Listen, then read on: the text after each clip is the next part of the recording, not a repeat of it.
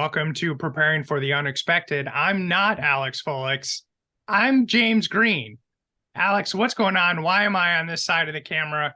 Here's why. We have a huge day today. It is the 700th episode of Preparing for the Unexpected. What an incredible milestone. And in honor of this achievement for you, we thought we would flip the script and you would be the guest for an episode. How do you feel about that? It does feel a little surreal to be a guest on your own show. Well, we thank you for taking the time for being a guest on your own show. But in all seriousness, 700 episodes is I can't even fathom that many episodes. So we'd love to just dive in. Let me ask you, when did you start preparing for the unexpected? Back in, first started talking about it around March 2017. And it started from an email I thought was spam, actually. That came from Dee Daniels, the executive producer at VoiceAmerica. And it was worded, it sounded interesting, but I thought, oh, this has got to be spam. But there were no grammatical errors. Everything sounded great. So I started looking it up separately, going, okay, what is Voice America? What do they do? Oh, this is legitimate. This isn't spam. So I responded back to Dee saying, okay, well, what are you looking for? Because they were looking for new shows, new hosts. And somehow they came across me. I don't know how. No one ever did tell me, but they did. And we started talking about a show around resilience, continuity, crisis, et cetera, et cetera. And the title came at the very last minute, literally the last minute. We still don't have a title for you. And I don't know. I'm preparing for the unexpected. And it just blurted out, and that became the title. And 700 episodes later. Well, I think on behalf of your audience, we're all very glad that you did not mark that email as spam. So when you first started, when you did that first episode in March of 2017, did you ever think you would get to a milestone number like 700? No, I thought I would only be doing the first season, which was 13 episodes. And that's about as far as I was thinking I was going to get. And then people started listening, and a couple of people reached out. I had a few work colleagues say, hey, I'll help you out. I'll be a guest. And they came on, and I went, okay, maybe there's something to this. And it just kept growing. And the YouTube channel actually came out of the growth of Voice America. I'm already scheduling Voice America for March next year. So I've got so many lined up. And when there was so much overflow, I said, well, how can I still capture the thoughts and ideas of these people like yourself? And that's how the YouTube channel came along, a year and a half, 2 years ago, is all the extra stuff. And now there's something coming out Mondays, Wednesdays, and Thursdays. And anything extra, Tuesdays and Fridays. So I never ever thought I'd get past 13, let alone reach 700. You certainly create more quality content than anyone I know in our industry. I work with you on several projects. I don't know if or when you ever sleep. It's certainly an appropriate title, Preparing for the Unexpected. You and I are actually supposed to be live on another platform right now. Yeah. But every time you and I do something live, there's always a bump in the night. We always learn something new, always learning about technology. So here we are, but we did have a backup. It's always important to have a backup. I'd love to get your thoughts as you kind of went through that first season. When did you start to figure out what was working, what wasn't working, and that maybe this would be more than just a one-off project? That's not an easy question to ask, because sometimes you're still figuring that out. You'll have a topic on that I may think is like, oh, this is great because it links to this and this, and hardly anyone will watch and hardly anyone will listen. And then you'll have something that you don't think would have a big impact. All of a sudden, why are so many people attached to that all of a sudden? So it's really difficult to tell sometimes. And I think part of it has to do with what's going on in the world at the time and what's in the headlines, conferences, what the topics are happening there. If everyone is talking about a poly crisis, then all of a sudden the episode I did way back in March, believe it or not, on poly crisis, the viewership and listenership went through the roof. So sometimes it's really difficult to know what works. What I decided, though, when I started, is I didn't want to restrict myself to specific topics, crisis management or emergency management, resilience. I wanted to look at all the different aspects that surround those. If we're going to use resilience, I wanted to talk about personal, organizational, operational, different aspects of it and the psychology behind it too, because I've interviewed psychologists on the show. So I wanted to expand it so that it's not just a simple binder of here's how you do business continuity, here's how you do resilience or whatever. I wanted to expand the knowledge base that it links to so many different things, and so many different things link to it itself, that we're not just restricted by one thing.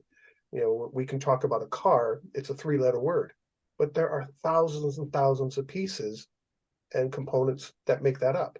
Well, the same thing, I think, with business continuity and resilience. Yeah, we may know the basic 10 principles or good practice guidelines or some of the other industry standards out there, but there's so many different perspectives, so many different industries, so many different backgrounds of people in the same industry, that there's so much different aspects and perspectives to learn. So that's kind of when about into season 2, I said, there's more than just these basic topics, so much more. And that's when I've opened it up, and I've had best-selling authors on the show, other podcasters, yourself. You and I met by doing this, a live broadcast at DRJ back in, was it 2019? Yes. And had so many other industry leading people that I look up to and I love to talk to and listen to, because I still consider myself a student, even after 26 years. I'm still a student because I'm learning so much from so many different people in so many different countries. I've even had the person who ran the earthquake response in Nepal back in 2000. What was that earthquake? 2000, early 2000 teens, I think, somewhere around there. And they ran the earthquake response, and I had them on the show. So I never would have thought I would have talked to somebody like that. Best-selling authors, and other podcasters and things like that. So it's, I find what works is just keep doing what you're doing and expanding and pushing the envelope, so to speak. Absolutely. So that's a good, you mentioned about your different types of guests. Let's talk about how you get those guests, because you really do. We see a lot of people in our industry, they launch a podcast or video podcast. We all know who the guests are going to be for the first 5 episodes. We can all name those 10 people, and 5 of them are probably there. And then they run out of steam and they run out of ideas, and it just kind of fades away. I'd love to hear how you get in touch with people and contact people, because you have had very famous people, you've had best-selling authors. Your show kind of runs the gamut. I wouldn't say it's easy to find guests. It's actually tough, but the sources are easy to reference, because I look at postings on LinkedIn, through emails, articles that get published on different various websites. I'm an avid reader, so I have books everywhere in my home, literally the kind of books piled up on the floor, not even on a bookshelf. I have so many. And in those books, I'll read things that, I want to get this author on, and I reach out, or they reference another author and I find out who that is. And I reach out, people that I see, at conferences, people that, that may have said something in a chat somewhere, going, hey, I really like that. Would you like to talk about this? And it's just nonstop. And I throw a very large, wide net, and I may throw a net out to try and catch 30 speakers, and I will only end up with 7 or 8 out of it, because people are busy. So, and who's this Alex dude bugging me about being on his podcast? So, but I just continually do it. I just don't stop. I don't have a list, and then when I get to the end, figure out what's next. It's no, I know I want to keep going. I know there are things, so much more to say and get involved with, and people to meet and things to learn. So I'm continually, I'll throw out that net for 30, get 7 responses. And before I've even recorded those 7 people, I'm already on to the next group, getting them on board. So it's finding guests is not easy, but at the same time, I've kind of got into a rhythm of just reaching out to all kinds of people. So that's kind of how I find them, and people like yourself too. I have a great conversation somewhere. I want to get that person on. So Now, you made mention of that first broadcast at Disaster Recovery Journal, DRJ's fall, which is where you and I met. Talk to us about what was the inspiration behind doing a broadcast at a conference. I got to be honest, I don't remember what it was because that was before the pandemic. So, and so Yes. much has happened since. I think what I just wanted to do is I was having a conversation with Dee Daniels, my executive producer, and I said, I happened to notice that they had a live event page, and I said, well, what do you guys do with that? What does that mean? I'm interviewing James Green or Regina or somebody else, live, by just doing what we normally do. Oh no, that's on location. I went, oh, what do you mean by on location? Then I just kind of started to ask questions about it. And when I realized that DRJ was in Phoenix and Voice America is headquartered in Phoenix, I kind of went, well, if I go to DRJ, is there anything we could do? And that's how it kind of got started. And we had the conversation. So I reached out to Bob Arnold. Hi, Bob. And the DRJ folks, and he said, hey, yeah, it's kind of interesting. Yeah, let's see what we can do. And hence 2018, 2019, a gap for the pandemic, and then back again this year. So that's kind of how it started. And you and I have done a couple of other ones as well, and I kind of enjoy them.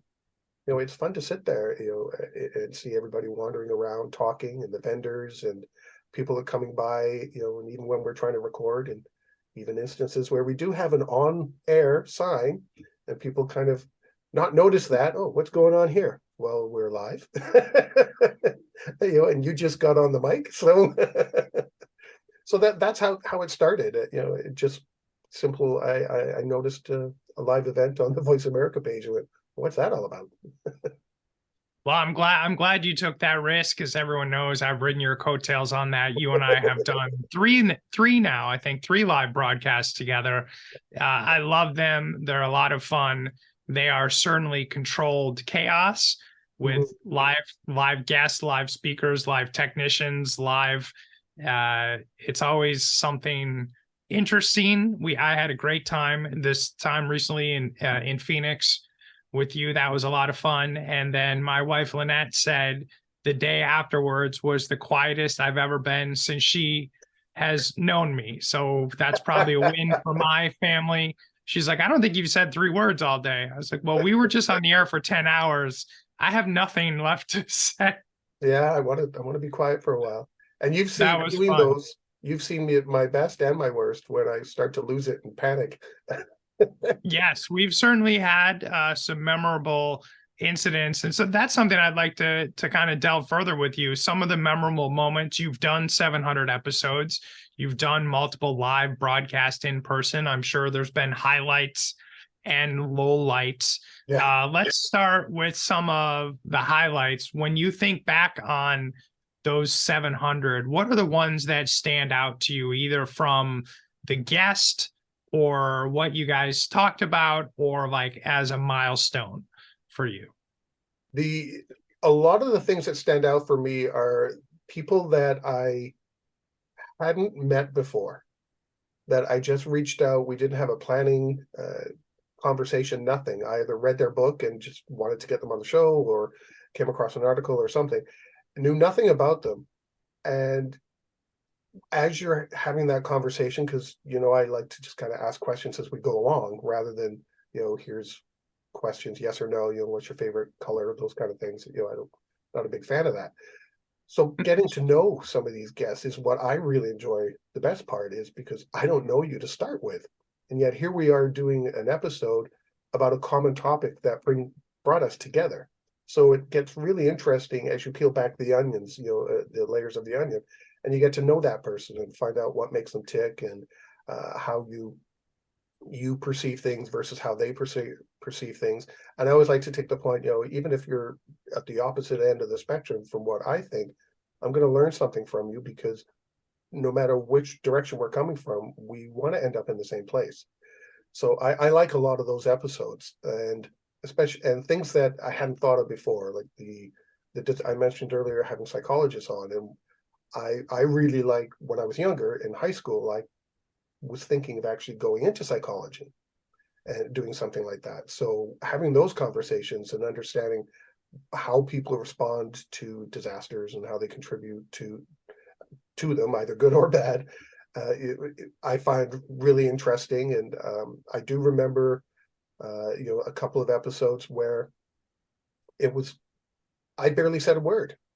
I remember an episode. It was a really heartfelt, one of the most heartfelt episodes I ever did. It had to do with my guest growing up in Northern Ireland during the Troubles, and having her sister, unfortunately, die as a result, and her growing up through all of that. And really what happened is I would ask one question at the start, and I would literally turn the microphone over to her. And she went through that. That was a really touching episode. And that one really stands out because being from England myself and having family and other people that I know that have gone through some of those times, it really brought things home for me. Wow, that it's not something in the past. It's not something that was over there or over there. It's real. It's really in your face. And I was hearing this real heartfelt story, and it really touched me. And I think that's one of the biggest highlights for me, was someone to be able to share themselves that much with the world. And I thought that was just amazing. That I think that's the one that would stand out more than anything. Wow, that's really impressive. Now, have you had any either controversial episodes or episodes that were received by the audience maybe differently than you thought? Like you said, maybe an episode that you thought was going to be quiet that blew up in a good or bad way, or an episode where you remember a lot of audience either feedback or pushback?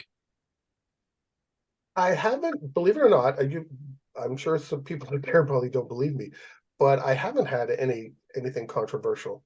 I think because I let people know right off the bat, we're not a political podcast. Yeah. So we're not getting into that. If you want to talk about it, go on somebody else's show. That's not what I'm about. That's not what I want to get into. I don't want to talk about those kind of things. So I haven't had anything like that. I've received emails and comments where people's like, well, that's not the way I would have done things. That's okay. That's fine. And I always turn around to that person. Well, come on the show and tell me how you would. And every time I do that, not one has ever come back on the show. So, but I really haven't had anything controversial. Most of it has been positive from everybody. And if there is someone that doesn't like something, it's not that I call them on it. It's like, hey, I'm okay. You don't have to agree with me or the guest. Come on, give me a different perspective. Teach me. So so I wouldn't call that controversial. It's more of I guess that social media. It's easier to criticize, but as soon as you're called on it, they run away. Exactly. Now let's talk about, I'm not going to ask you about your worst episodes or your worst guests. That's not polite, but let's talk about some of those unexpected bumps in the night. And I feel like I've been involved in a lot of those. Can you share with the audience? So like you said, the first time I was on your broadcast live, my headset went out. I couldn't hear anyone. I will never forget when we interviewed Kevin Newman, and we had some technical issues. the grace and the poise that he had, and he basically carried us through that interview and gave us softball answers so that we could ask better questions. I'm in forever for debt with him, that just all that he taught us that day. But have there been other episodes that stick out to you where, you know, you were prepared for the unexpected and the unexpected did happen, that come to top of mind for you? Well, I'm sure everyone can relate, power outages, or a Zoom or Skype or Teams call all of a sudden drops, in the middle of recording. That's happened. I've had happened quite a few times where I'm talking with somebody, usually in the UK. It happens in the UK more than anywhere else. Everything just freezes, at their end for some reason. I don't know why. Almost every time I talk to someone, at some point, everything freezes in the UK. There's been times I was interviewing someone a few years back. We're having a great old chat, and I didn't know this, but apparently there were workers on my roof. And to my left here is a small patio door and a balcony. And inexplicably, all of a sudden, one of the workmen was standing there, yelling, screaming down to his buddy, and I had the window wide open. And I'm like, what's going on? It freaked me right out. I had no idea they were up there. I had the dog jump up. My last dog, Yeah. not the puppy, but the other dog. He wanted to go outside in the middle, because I was so rushed. I forgot to take him out beforehand. Had that happen, and guests have had that happen too. Yes. At their dog come running in, it's like, whoops, sorry, we're making a guest appearance. So they usually had the run of the mill stuff. There's been a couple of episodes where I was interviewing somebody. I told them, we don't talk about vendors, we're not promoting anything. And they continually kept saying who they worked for. This is what we do here. This is what we do there. I got to the end, I recorded it, and then I took out all the pieces where they kept saying that. They didn't like that. I said, I told you, no. Yeah. And you kept doing it. So I edited it out. It took forever, but I took all those pieces out of it. And then there was somebody else who, 48 minutes, we had an agenda and outline. And they said, yeah, I've got lots to say. And then when I started asking them our agenda, they would give 2-3 word answers. I'm like, how am I going to drag this out 48 minutes? We're almost done after 10. So there's been some interesting bits like that, and I'm sure a lot of people can relate to some of those. And have had equipment failures. You and I have supposed to have been on meetings before, and we've had that happen to us. Like, okay, I can hear you, can't see you, or I can see you, can't hear you, even though all the green lights are on saying we should. So that's happened a few times. Though I do get a kick if you listen to the very, very first episode, you can hear my voice and how nervous I am. I still listen to that one every so often and just kind of like, wow, I can't believe I did that show. That's your marker. Now, you've also developed a stable of recurring guests. So you have Regina Phelps on regularly. You and I did a regular bit for a while. How do those come about for you? How does someone go from a one-time guest to someone that you're like, hey, there's a lot here, I would like to chat with this person more often? Usually it's just the rapport you have with the person, and how comfortable you feel with them, and if they have lots to say. Like, you came back, your very first episode outside of the live one, and I already looked this up, so I don't know if you remember it, but was 5 roadblocks, Yeah. for our program. And it was like, that was an easy conversation, and I thought, well, he's been on the broadcast, he's done the live stuff, so well, let's have him back. It's an easy conversation, lots to say, and you can tell when you're having that rapport that that person knows other things. They're not just talking about one thing. So you have those, and then afterwards, it's like, I'd like to talk to that person again. I learned something from that person, and that's how I've had some authors come back 3 or 4 times. Every time they have a new book. Oh, I saw you got a new book come out. Come on, let's talk about it. Let's help promote it.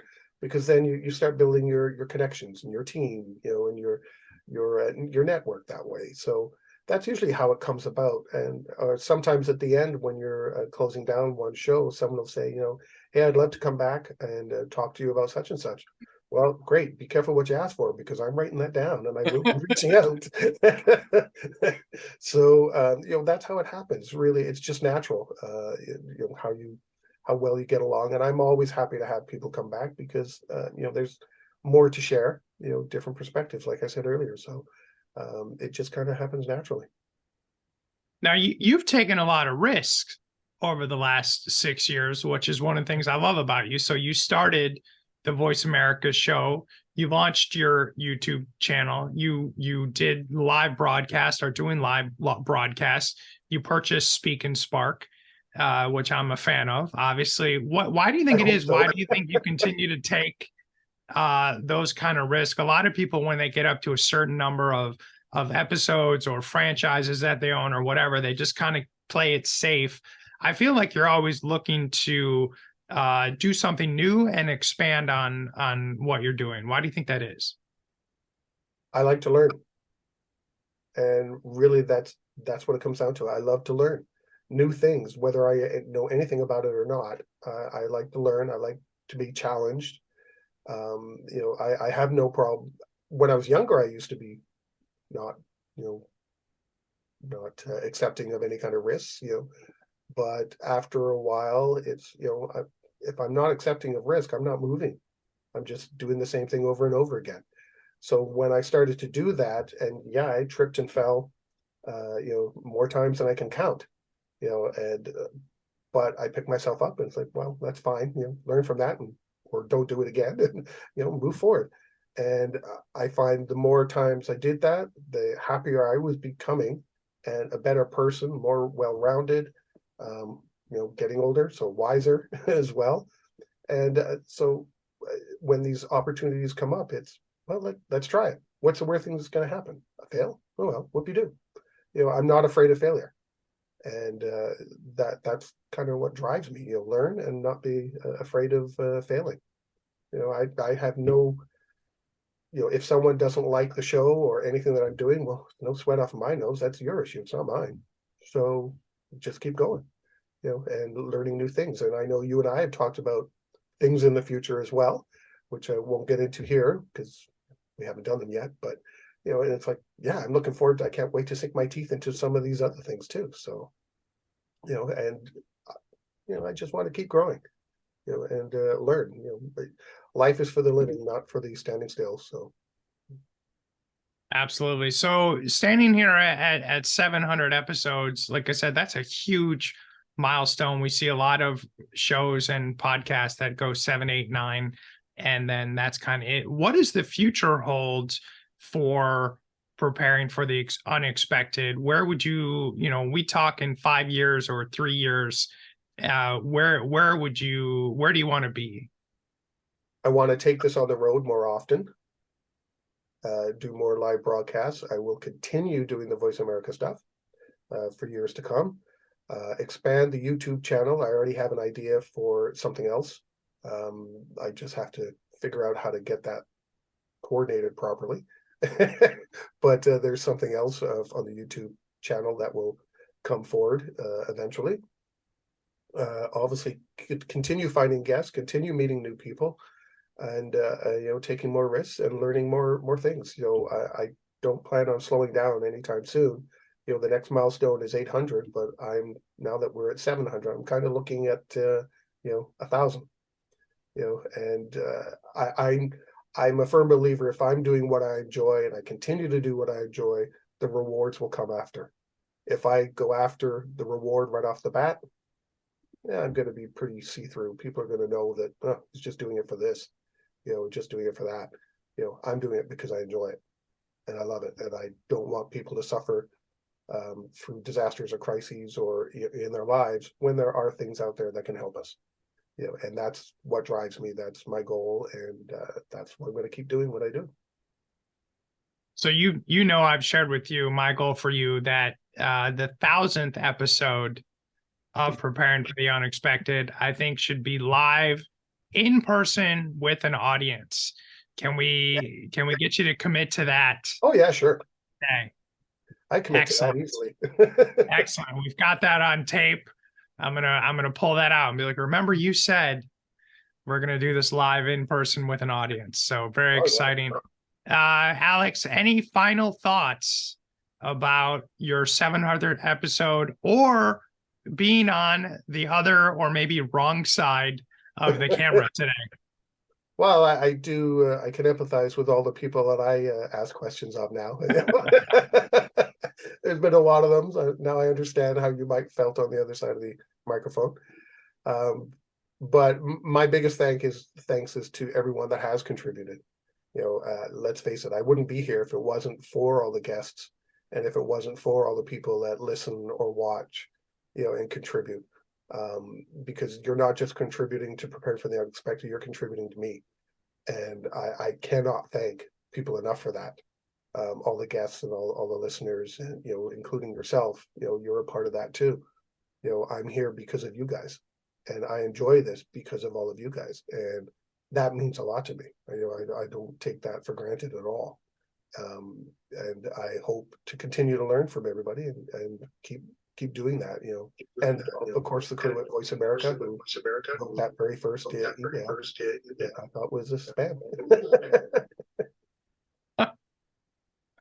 Well, congratulations again on this tremendous achievement, 700 episodes. I've always wanted to say this, so I'm going to take the opportunity to say it now as we do the outro. He's Alex Fullick, and stay prepared, everyone. If you like that video, thumbs up. If you didn't like that video, thumbs down. But leave me a message and let me know your thoughts. Of course, don't forget to subscribe. And in the meantime, stay prepared, everybody.